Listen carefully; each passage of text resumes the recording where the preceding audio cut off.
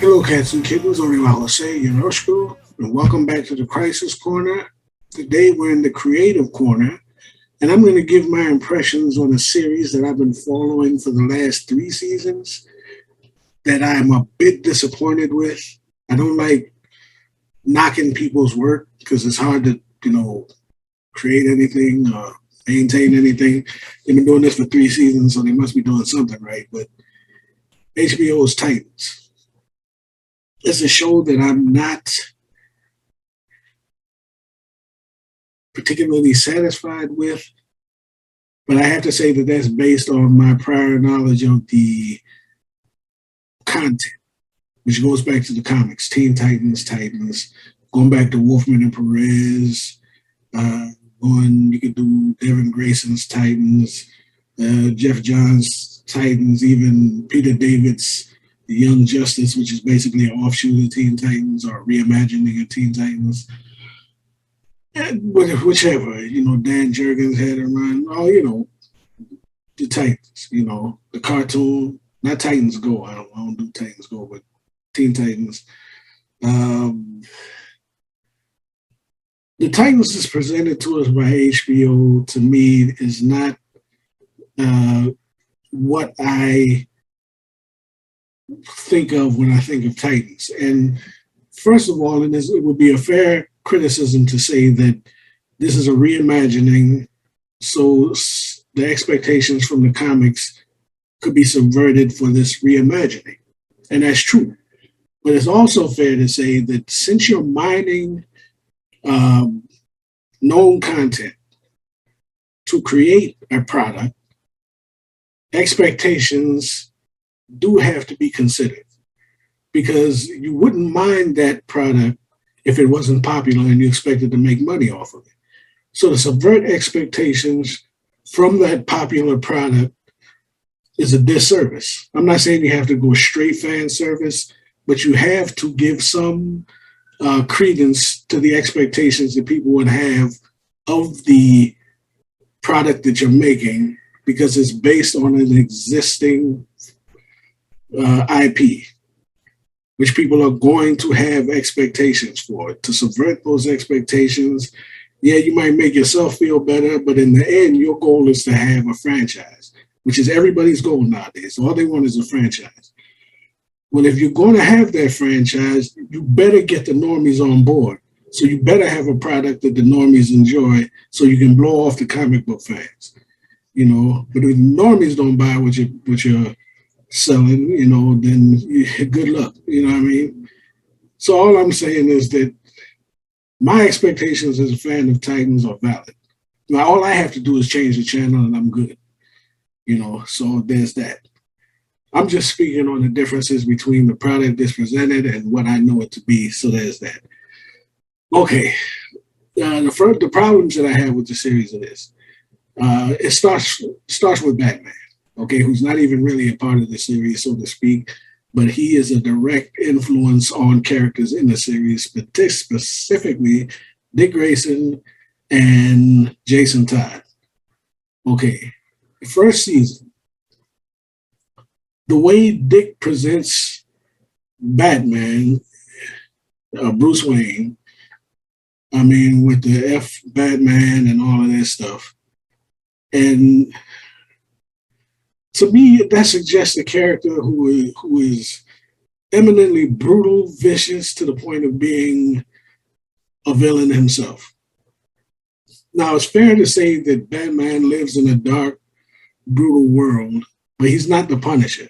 Here, he's presented basically as the Punisher, somebody who's taken life before, who has influenced Dick so much that he's become a raving lunatic who is ruthless and extremely violent to the point of taking lives. Apparently, I think he's already killed Zuko, who killed his family, and I don't know who else he's killed or would like to kill. Well, actually, we'll get to the body count later. Um, but when we actually see Bruce in season 2, it gets kind of schizophrenic. Or season 2 and 3, he's not presented in that light. When we see him, when we see Bruce Wayne, unless he's a Jekyll Hyde type dude, Okay, fine. So I think he's presented inconsistently, and the idea of him being as over the top, as overly violent as he is in this series, I think is not what I would think Bruce Wayne to be or Batman to be. You know, the Batman that the increasing Batman's become increasingly dark over the years. But in his 80 or whatever year existence, that's a relatively new trend. Maybe for the first 2/3 of his existence, he was not that dark. Nowadays, he's just short of being a murderer, and by the time you get to Titans, apparently he is a murderer.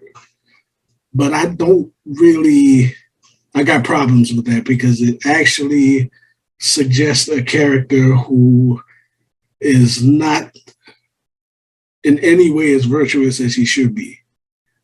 Okay, so there's that. So all right, that's one problem, which kind of segues into the second problem, which is Edge. Uh, Titans is a bit too edgy for me. I understand Edge. You know, I'm not stupid. I understand. I've seen Watchmen. I've seen all the blah blah blah. But there's absolutely no joy in the show whatsoever. There's no light. You know, we're not talking about old cynical heroes who are now driven to the point of darkness, where they uh, take lives and are indifferent towards other people's suffering and all of that good stuff. These are young, you would think a bit more optimistic heroes who would likely not be that jaded. But apparently they're jaded, cynical, and ruthless. So I don't think that fits these characters or what they should be, but they've been shoehorned into this thing where pretty much all of them, maybe with the exception of Gar, maybe, who's eaten a few people already, but not necessarily his fault. But they're all edgy and they're all, matter of fact, they swear, a bit more than they probably than they probably should. I mean, to get your point across, I get it. You know, you want to use language to get your point across, but they take it to a level. You know what I'm saying? There's always F so and so, F so and so, and then I'm saying is the language is used unnecessarily, or it's a bit too obvious as being used to make a statement. Then our people curse, they swear, they do this, they do whatever. You know what I'm saying? And these heroes are seem indifferent to other people's sufferings. I mean, it's one thing to stop a bank robber. It's another thing to do some of the things that they do to people. You know what I'm saying? Breaking arms and stuff. I mean, you won't go John Wick with it, break arms. They be stabbing people in the nether regions, and you got Jason Todd breaking people's backs and all of that stuff. Someone who's supposed to have been trained by a Batman is going around, breaking people's legs and backs and stabbing them in all kind of weird places and raking their faces over glass. And it's too, I mean, I get Edge, like I'm saying, it's too edgy all the time. All edge, all the time, all dark. What's the point? You know what I mean? It's Watchmen, basically. It's like the show is made by someone who watched Watchmen and then watched, I don't know, the Snyderverse, and then watch John Wick, and then say, I know. We take a bunch of teenagers and had them do the same thing. Way too much edge. There's no optimism. There's no altruism. It's just people going around brooding, dark all the time, 24/7. It needs a bit more light. All right, there's that. Pace. I think that they've added too many characters in too soon. Season 1 probably would have benefited from just being Dick and Dick, Corey, Gar, and Raven. I wouldn't even have got Trigon, but you can suggest Trigon, get him in the second season. Trigon shouldn't have been so easy to dismiss. I mean, that's a whole season, but whatever. They did basically Trigon plus Dick uh, finding the other Titans, finding the Titans, dealing with Trigon basically at the end of the first season, or by the end of the first episode of the second season, Trigon's done away with. Then they get into Deathstroke and second season, Deathstroke and Cadmus in the second season, which could have stretched out a little bit more too. And by the time you get to the third season, you're dealing with Scarecrow and Red Hood, with Red Hood being a subordinate to Scarecrow. No, it's a Scarecrow? Yeah, Scarecrow and Red Hood being a subordinate to Scarecrow and all kinds of. It needs a bit more space. Then Blackfire was in there somewhere, but that didn't really pan out that much. It seems like these stories need a little bit more space to breathe. You had the nuclear family in there too. And you got all of the backstories for all of the characters all bunched up together. It needs a little bit more space. You had a situation where Donna Troy is killed off at the end of season 2 for no apparent reason, I guess to set up her resurrection in season 3. But she's killed by getting shocked by electricity, which is a pretty lame death. Matter of fact, she was killed at the resolution of the second season in such an awkward manner that you're like, huh? Why'd you kill her off? I don't know. Anyway, so the pacing I got a problem with the pacing. Let me see. The music, I think, is obnoxious at times. Sometimes it's blaring too loud. The theme itself sounds like a broken speaker turned up too high. But the music within the stories, I think, is sometimes obnoxious, and then it's turned up a bit too high during fight scenes, which makes them almost comical.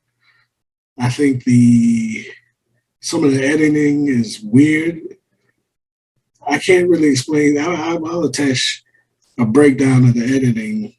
There's another YouTuber, HiTopFilms, I think, did a very good breakdown of the editing in terms of color and editing, film editing, and stuff like that. He did a real good job with it. I think the editing is weird at times, and the pace is just too quick. They could give this thing some time to breathe on the whole. And the last thing I'll say is that these guys, I'm about aspirational heroes. I love aspirational heroes, dudes that you can look at and be inspired by. None of these people fit that bill. They've literally taken more lives than they saved. And I don't exaggerate when I say that. I'm not sure if they've intentionally saved 5 people that weren't in their crew. To me, they're kind of like the arsonist firemen. They start fires and then try to get credit for putting them out. Season 2 at the end at the carnival, yeah, they stopped Superboy and Gar from going off. They did a lot of damage before they could stop them, but they came, swooped in, stopped them from doing whatever, and then collect credit. The crowd's clapping for them for saving their own people from doing damage to others. But you never get the sense that these are people who routinely save people's lives. I mean, you've literally seen them save maybe 5 people's lives, and they've taken a lot more than that. Think back to the first season. When Dick gives Starfire the go-ahead to blow up the asylum, there are people in that asylum. And she blows it up with her powers. I would say upwards of 30 to 40 people in there are dead. That's one act. I mean, the people at Gar 8, the people at Ravens taking a few lives, their body count outweighs their saves. And just as characters themselves, Gar is supposed to be the glue guy that keeps everybody together. Everybody else in there, I'm not even sure I like. I don't think I even like these people, let alone. I mean, at the Starfire, in the last episode, Starfire flat out first degree murdered somebody. Now you can say the argument that, or she was a mob boss and she had just killed somebody in front of Starfire's face. But she does not have to go ahead to murder that person outright. Then goes back to the crib. They're kicking back, drinking beers, and talking about getting ice cream. She didn't even bring it up to the crew. She just took a life and was good with it. Her and her sister, Blackfire. These people are murderers, flat out. I mean, and you can't even argue that. That's not debatable. Every member of their crew got a body count. And these are the heroes. So this is like anti-heroes at best. Arsonist firemen at worst, they're murderers or anti-heroes are just the arsonist firemen that they are. So I don't even really like them as characters so much. The series has potential, don't get me wrong, and they've done some good things. There were some decent episodes, is what I'm saying. But on the whole, the show is a bit of a disappointment to me. And I'm going to hold out hope that the third season gets better. But at the rate that it's going, we'll see. Let me know what you think. I mean, I may have a skewed impression based on prior, knowledge of the series, which I still say is legitimate, but it can be argued that the interpretation that is being given is valid because it's the artist's choice of where they want to go with the series. You know what I'm saying? But at the same time, the expectations of the fans, when you throw up that name Titans, you're playing with people's expectations. You subvert them expectations at your peril. Now, so far, I guess it's all good because they made it the third season, so they must be making money on this. Or people like me will get sick of watching it and stop, and there goes your franchise. It could go either way. Let me know what you think. But as for that, I'm just saying that it's got holes. It's not that good. That's all I'm saying. Might be an unpopular impression, but you let me know. Otherwise, that's all I got. Until next time, from the Creative Corner, stay loose.